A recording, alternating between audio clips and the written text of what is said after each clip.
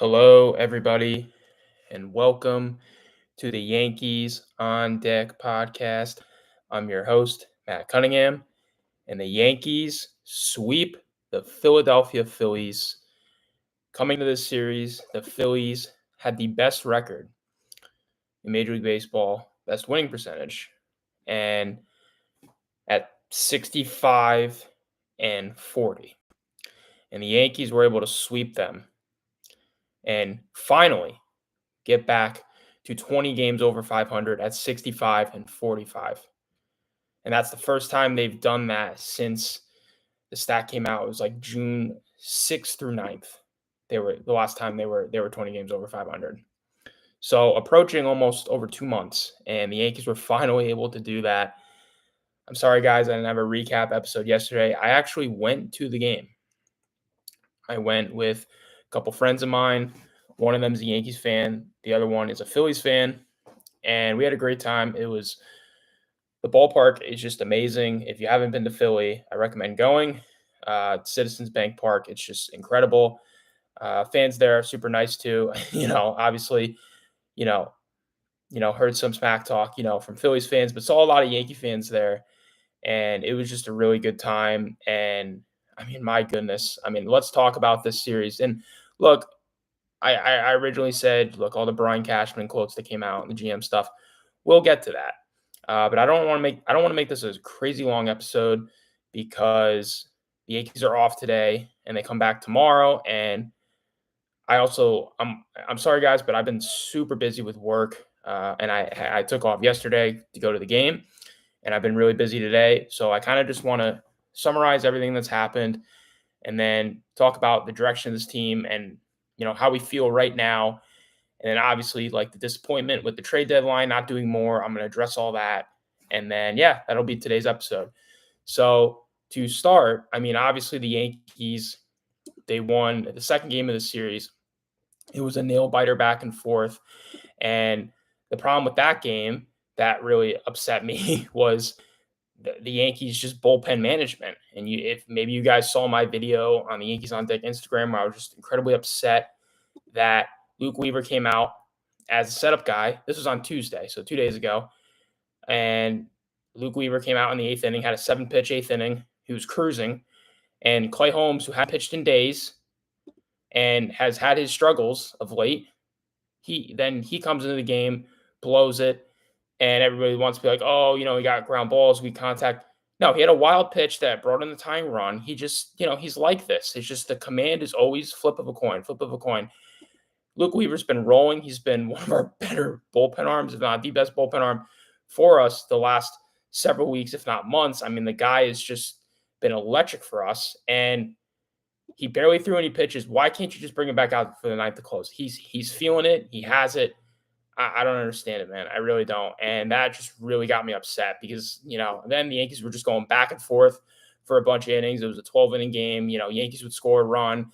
Then the Phillies would score a run. And I kept telling myself, like, look, the Yankees can't just score one run and think they're going to be okay. Like, that's not how it works. And then finally they did get one run, and then they're able to keep the Phillies off the board in the bottom of the 12th with a runner on second, nobody out. Michael Tonkin comes up clutch for them in that spot, and he's been great of late. I mean, so I just didn't get it. I really didn't get it. And also, to the Yankees offense, they had second and third, couldn't get the sac fly. It was all they needed was a sac fly, couldn't do that. And, they had their share of innings too and all that where they couldn't score with runners right there on the corners. And, it's just unbelievable. It was just kind of nuts. It really just made you kind of pull your hair out a little bit, but the Yankees got the win. I mean, that game honestly could have been anybody's game, but the Yankees somehow, they figure it out, by the bite of their teeth. They get that game, thankfully. And then they're set up for the sweep on Wednesday, which I was at too. And that was another incredibly close game, another one-run game. The Yankees pulled this one out 6-5 after having a 4-0 lead early. 4-0 lead, and that just slowly started to dwindle away.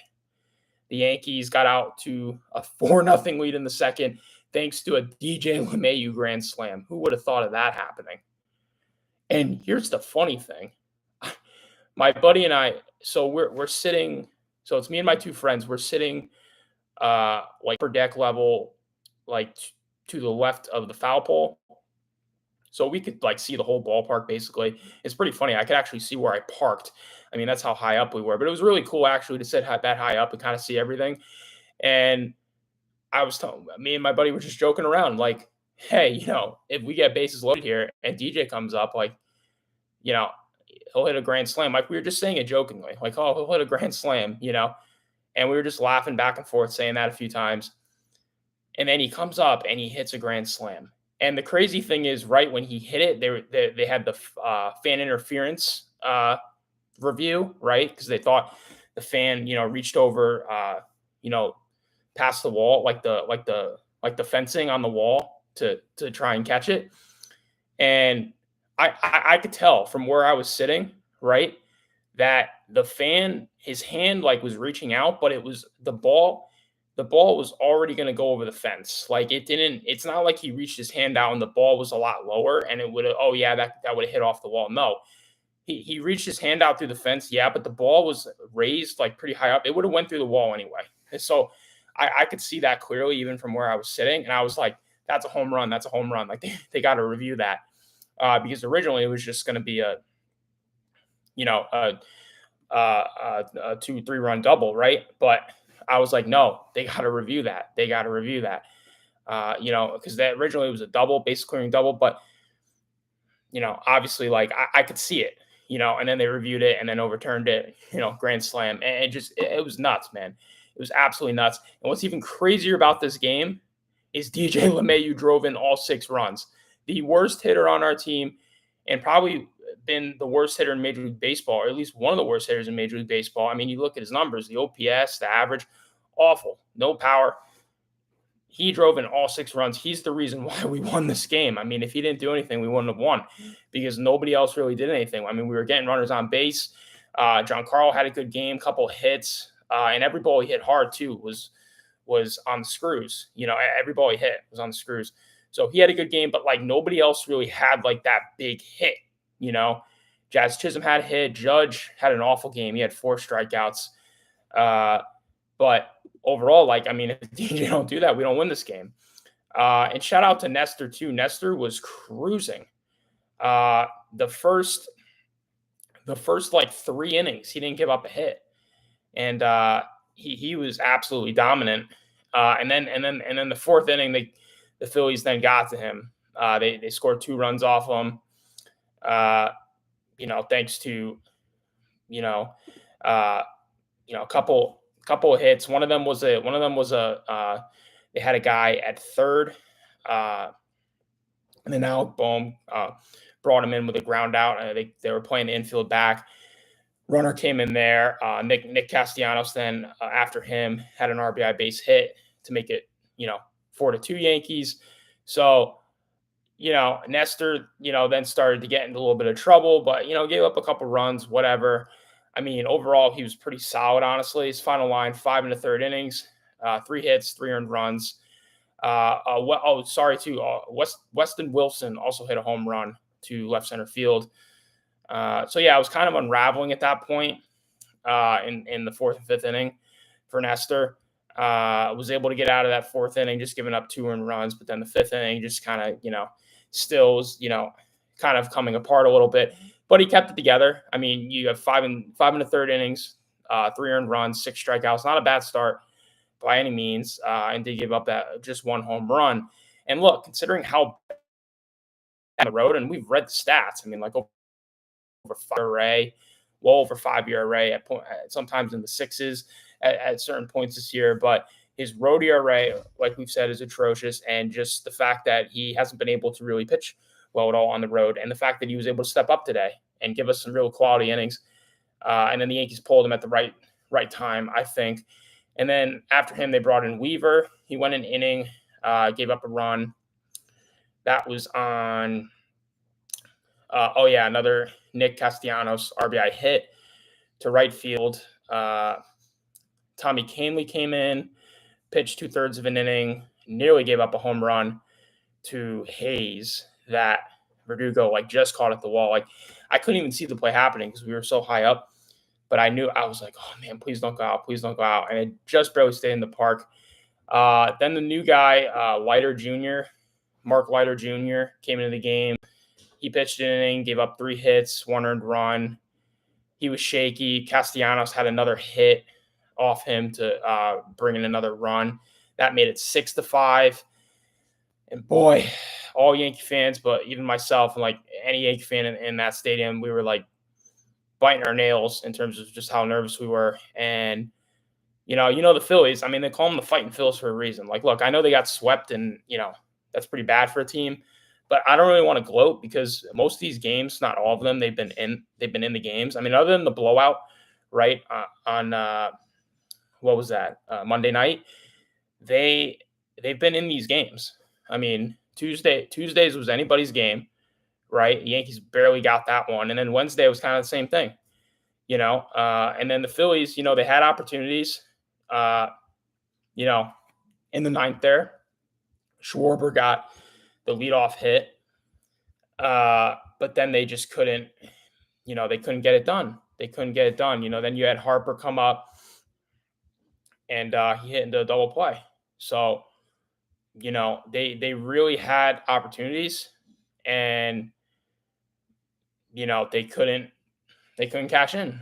And if you look at the overall, so the Yankees were 2 for 5 with runners in scoring position, not terrible. And if you look at the Phillies had more opportunities, and they were only 2 for 8 with runners in scoring position. So Phillies had their moments, but they ultimately cannot get like that huge hit. And it's a little bit unfortunate actually because they had Shorebird first. Hayes came up, and he hit a deep fly ball to left field that just missed going out. Like there could have been some wind involved or whatnot. I don't know how that ball didn't go out, but it stayed in the park barely. Matter of feet of being out, and that would have won the game for them. So, at the end of the day, the Phillies did not have a good series. And they said Bryce Harper too. He was 0 for 15 in this series. He's been slumping a lot. I mean, Bryce Harper. I mean, guy's a superstar, and he didn't do anything in the series for the Phillies. So that's a big loss in terms of production in the heart of your order. And Yankees took advantage. Yankees, Clay Holmes, I got to give him credit. I mean, he gave up the leadoff hit to Schwarber, and I was just thinking, oh shit, here we go. And he bared down though. He bared down. Phillies hit him hard a bit. He got a couple lucky outs, on the deep fly ball by Hayes, and and then you got the double play there from Harper. So, yeah, I mean, really nail biting game. But man, were we pumped up winning that game? It's nice to see that too. Like when your team's on the road, especially with how much the Yankees have struggled lately. Finally getting a win streak together, it's just nice. I was talking with my dad actually about this because we went out to eat, and we're watching the Red Sox game, the third game of that series. That was Monday night. Or no, sorry, that was Sunday night. And we were watching that game, and we were just kind of sitting there saying, hopefully the Yankees can, stack on a couple wins, get a nice winning streak going again. Because we missed that. I mean, Yankees haven't swept a team in nearly 2 months, and the last time they won 2 in a row prior to the Boston series was like well over a month or two. Like it's just been a super, super long time where this team has actually stacked together a winning streak or a good amount of wins in a row. And so it's nice to actually finally see that, and and to be at the stadium and see that. It was fun. Feels good to win again, and yeah, I was super, super stoked that we actually did that against the Phillies, who are a legit team. Anybody saying, the Phillies aren't a legit team, they can't be, real teams that are over 500, just stop. The Phillies are a darn good baseball team. They're legit. I mean, all you got to do is, and look, I don't watch Phillies games. Okay. I mainly, I don't have the time to watch a ton of teams, mainly just stick with my own team, but I watched all 3 games. And the Phillies and their at-bats, it's impressive just how hard they work in their at-bats, and they grind away at pitches, and they get guys on, and they start traffic. And sure, yeah, they didn't do enough with their runners on base. It was a poor job from them in part, especially getting nothing from Harper this series. But at the end of the day, I mean, they call them the fighting Phillies for a reason. They were never really out of a game. I mean, sure, you want to bring up the blowout game, but that wasn't.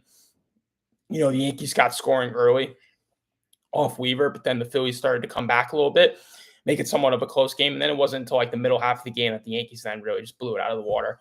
But other than that, the Phillies were in part of that game, and they were in the last two games very closely all the way. So you can't, got to take the Phillies seriously. I know we swept them, but kudos to them. I have a lot of respect for that organization and the fans too. The fans, that stadium was still jammed packed. I mean, this team's about to get swept. Stadium's still jam packed, and it's a Wednesday afternoon, 12 o'clock, and it was sold out. So, respect from a Yankees fan if any Phillies fan is listening to this. But it just felt good to do that because the Phillies are, they're legit, and they could make another deep run this year. And people were rumoring, oh, maybe World Series matchup. Yeah, we'll see. We'll see. I think the Phillies could go back to the World Series. I really do. I think they'd be more likely to do that than the Yankees, considering the Phillies did it as of most recently 2 years ago. And I think they have the better roster built to do that, and we haven't done it in like 15 years. So I and the Yankees, Jazz Chisholm Jr., man, what he's done, crazy stat too. His first 3 games, or no, sorry, Jazz Chisholm, because I keep forgetting this. Oh yeah, I was right. I read an easy stat and I forget that I'm I'm thinking oh, I'm gonna forget it because I don't want to have to write down every little thing. But Jazz Chisholm in his first 3 Yankee games has 4 home runs. That is a Yankee record. He had 2 home runs. No, I think it was 3 home runs within a span of 24 hours. That's insane. That's insane. 4 home runs his first 3 games. That's a Yankee franchise record. Kudos to him, man. He's been hitting for 400. He's got 4 home runs as a Yankee so far in 5 games. He's been great. He's been everything that you can ask from a new addition to the team. And he's having fun. He's playing a decent third base. I love it, man. I love it. And and then now with the trade deadline, I know people want me to get on Cashman because it was a very somewhat disappointing trade deadline. If it was pretty disappointing, honestly. I mean, Jazz Chisholm, what he's done for this team, what he brings this team, honestly softens the blow from this trade deadline, and just the Yankees not doing more than what we thought they would do. But at the end of the day, look, it's unacceptable that the Yankees didn't do more there. At the trade deadline, I feel with the pitching concerns, right? The pitching depth.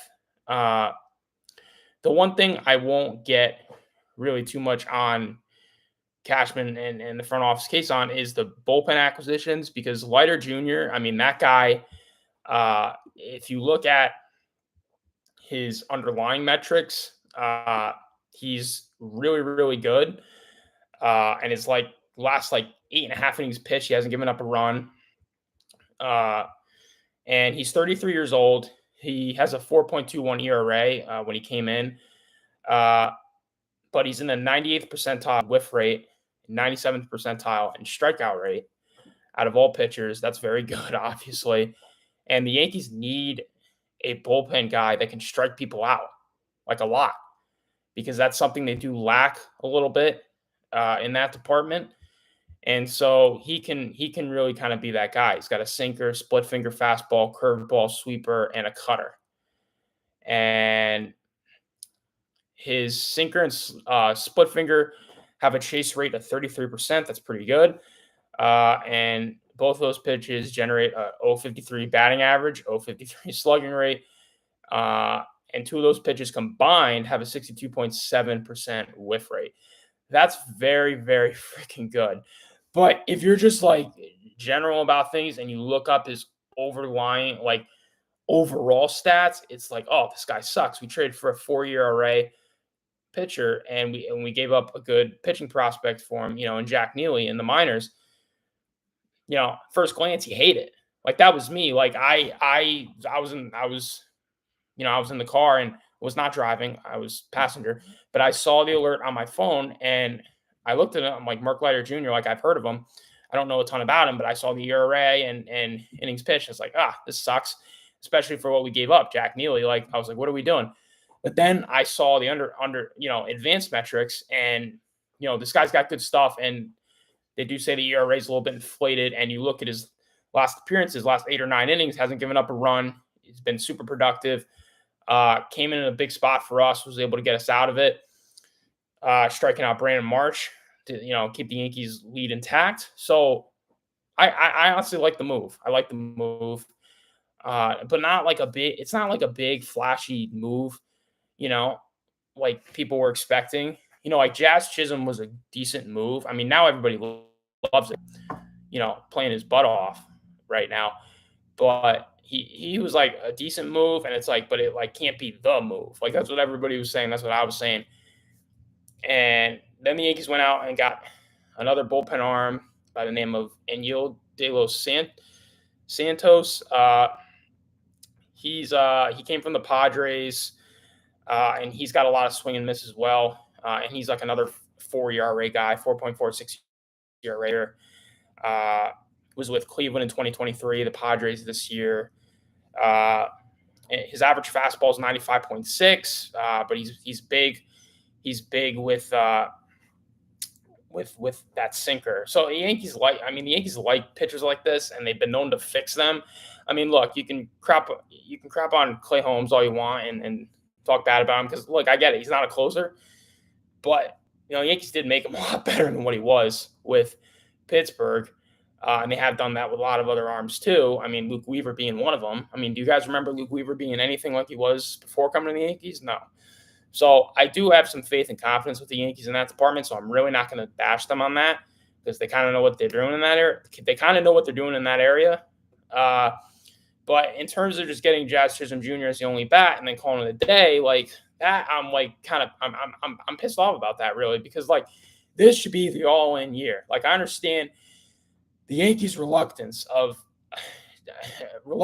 of giving up top prospects like Dominguez and Jones, which it just frustrates me because if you're going to have an all-in year, this has to be the year because Cole and Judge are not getting any younger, okay? And you have Juan Soto for one guaranteed year. And then if you don't win it this year, if you don't go all in and win it this year, then you're going to have to compete with the Mets in the bidding process for Juan Soto and his services in the future. And it's like, all right, what are we doing at this point? Like, if we're not all in, when are we going to be all in? And what I mean by all in is anybody is available, essentially, in our prospect pool to get a massive trade done, whether that was for a Jack Flaherty or a big bat like Brent Rooker of the Oakland A's, or, that nice infielder for the Reds, Jonathan India. It had to have been, nobody should have been off the table, honestly. Like, I can understand Jason Dominguez being off the table because, like, if Juan Soto does leave, it's like that's essentially his replacement, like it or not. Like, that's how it's going to be. Next man up kind of thing. But the Yankees, again, it seemed like they were only, like, kind of half in because it's like, oh, we're still thinking about the future. Like, we love our prospects. Like, that's my guess. That's what the rationale is. Like, yeah, we want to win this year, but like we also have all these guys we like that we don't want to give up for the future and blah, blah, blah. Like, come on, you have to go. Like, that's why I don't even get it with the Orioles. The Orioles didn't even go all in. They got some mid pitchers in Eflin and at Rogers, and they didn't even go all in. And they have the talent to do that and go all in and win a World Series this year. But they didn't do that. So the American League was wide open. The Guardians are nothing super impressive. I don't think they really did anything major at the deadline. The Orioles didn't do much. And then there's us.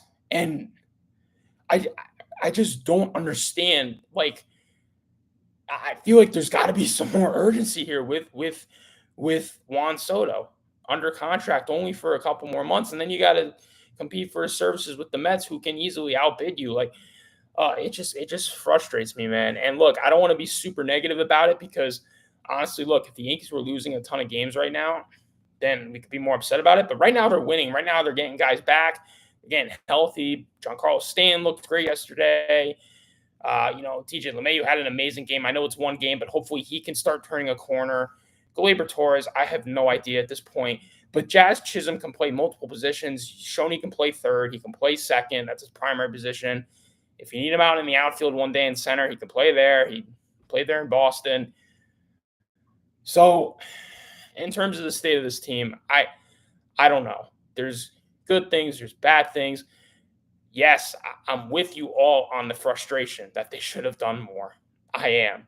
I'm just as frustrated because thinking of this as a fan, it's just you have to be, you just have to think like, look, like I understand like the future is important to GMs and executives, right? But you trade for Juan Soto for one guaranteed year, and you give up what you give up, and Michael King and Drew Thorpe and all those guys, all those pitching prospects and arms.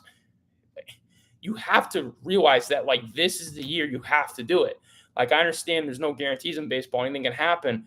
But if there's a full throttle, like go for it year where we just have a crazy deadline and win the deadline, it's this year. And then I'm having some people respond to me in the comments when I give my analysis saying, well, no other team really went into it this year. The market sucked. Yeah, no team really went into it. The Dodgers, the highlight is the Yankees got Jazz, the Dodgers got Flaherty. And those were honestly like the two, the Padres got Isaac Paredes from the Rays. But like other than that, there really was no like substantial moves at all. And I understand that, but I don't care about the other teams. The other teams, that's their business. The Yankees, it's a different story.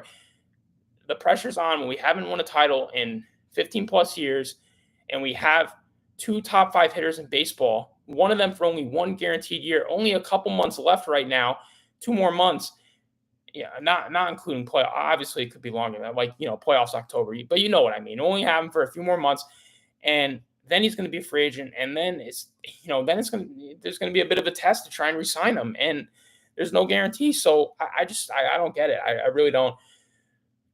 I'm frustrated, but honestly, the Yankees not going like for a massive trade deadline doesn't really surprise me because this is kind of their MO. Like Brian Cashman, Yankees executives, like they like to prospect hug and not get rid of like their top prospects. Like Anthony Volpe, that was a guy they were never going to trade when he was coming up through the system.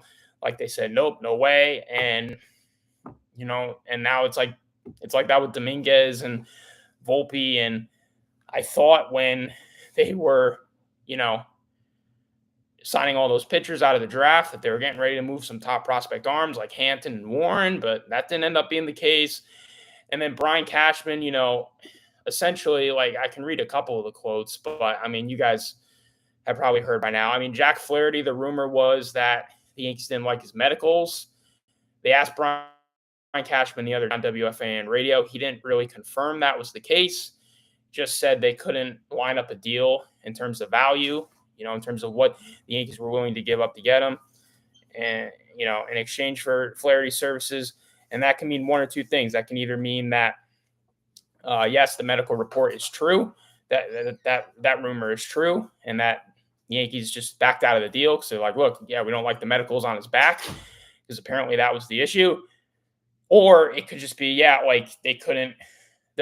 Neither team could come to an agreement on the value going back both ways. Like, it could have either been the Tigers saying, nope, Yankees, that's not enough. Or it could have been the Yankees saying, or it could have been the Tigers asking for whatever. And the Yankees saying, no, that's not fair. That's, that's not equal, whatever. It could have been either of those things. We don't know. We probably never will know. But yeah, that sucks. I mean, because we could have used another starter, and Jack Flaherty is, one of the best pitchers on the market. Other than Scoop Ball and Crochet, and neither of those other two guys got dealt.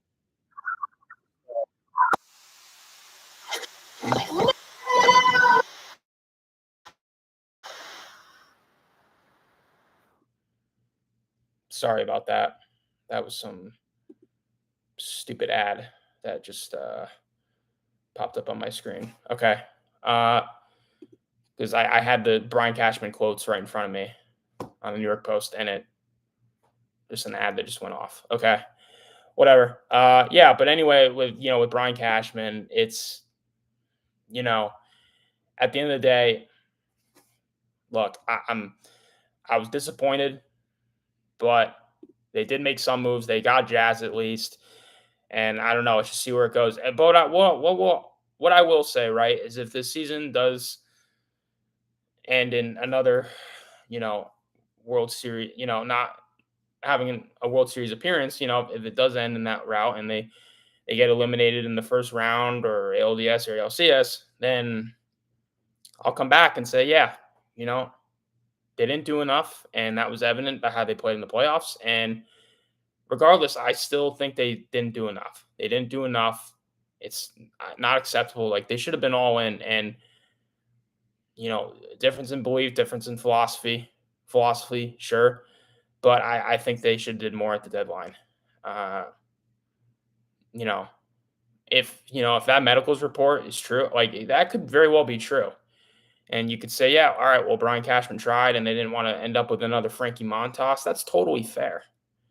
Maybe Cashman just didn't want to say that because I think there's rules around like what you can say about that with a player. So I don't think Cashman was in the right to say that. So that report could very well be true. And look, I'll say to Cashman, look, all right, at least you tried. Like, you don't want to trade for a player that's going to get injured like Montas did, So, but it just sucks. It just really sucks because we get Jazz, obviously we get those two, relievers, but it's not enough. I mean, it's just not enough. And I understand we have guys coming back, like Jason Dominguez is in rehab. They also announced today Nick Birdie. They just reinstated. And then I'm pretty sure F. Ross is on like a rehab assignment right now. So guys are starting to come back. But yeah, I don't know. I just feel like this team needs more. I mean, I feel like what we've seen in terms of the struggling, where they were all slumping and just not hitting and no production. Like, into with Stanton, like, can you really rely on Stanton the rest of the year? I mean, Brian, you said like he's just gonna get hurt. So like, can we really expect Stanton to be playing the rest of the year? Even as good as he looked yesterday, which great for him. Can we expect him to do that the rest of the year and not get hurt again? Like, it's just you just needed. I don't know. You just needed another bat in there that could bat cleanup. And whether it was a Rosarina or Paredes or India or Rooker, like you needed someone else in there that could hit. And with the pitching too, it would have been nice maybe if we could have got a back end starter. I know they threw Nestor Cortez trade rumors around just a few days before he got that start in Philly that I was at, which he did good, by the way. But he's had a bit of a tough year, especially pitching on the road. So yeah, I don't know, but look, I'm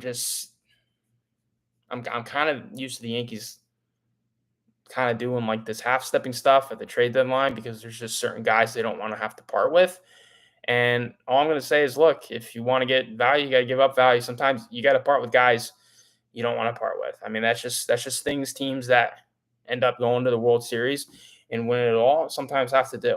And it's not pretty, it's not fun, but you got Juan Soto for a few more months until he hits the market. I mean, if you're not full chips in and going for it, and look, I understand sacrificing a bit of the future sucks, but now is the time.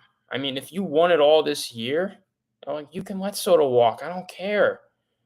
The fans are hungry for another championship, and you have two of the top 5 hitters in baseball. Got to give them some more protection than what you're giving them now.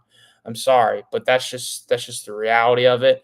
But I'm not going to come on here and get too upset because look, the Yankees have been doing well. Hopefully, either way, honestly, even if the Yankees had a huge trade deadline, you still, like I said, you still need other guys around them, like Torres, like LeMahieu, to step up. Volpe, Need them to step up, or else this team's got no shot regardless. But at the end of the day, it's really disappointing that the Yankees didn't do more at the deadline. As a fan, it's just disappointing.